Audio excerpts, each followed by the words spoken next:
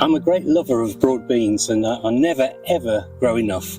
So this morning I've got quite a big trough. It's quite deep, and I'm going to sow the new variety called Roma.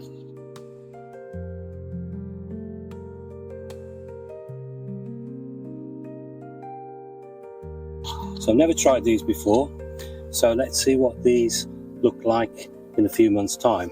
Hopefully a bountiful harvest. As you can see, the broad bean is a flat bean, flattish, so when you're sowing them it's best to sow them on their edge like that rather than like that, because potentially anyway, if you sow them flat, there's a good chance that they will rot with the moisture sort of congregating on the top. So sow them like that.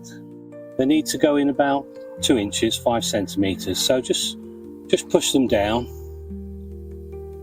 to about the right depth, and just do this all the way along. Obviously you can use a smaller tray if you don't want to grow quite so many, but you do find that although you might have a lot of plants, the pickings can still be quite slight in the end once you've depodded them all.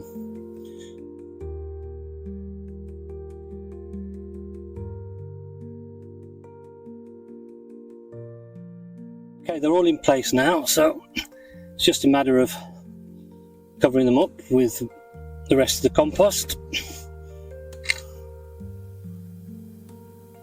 Just kind of a bit more, firm them in. That's it.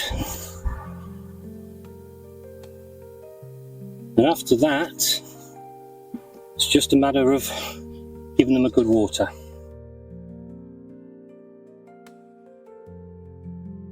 And finally, what you must do is cover your seeds up so that the mice can't get to them.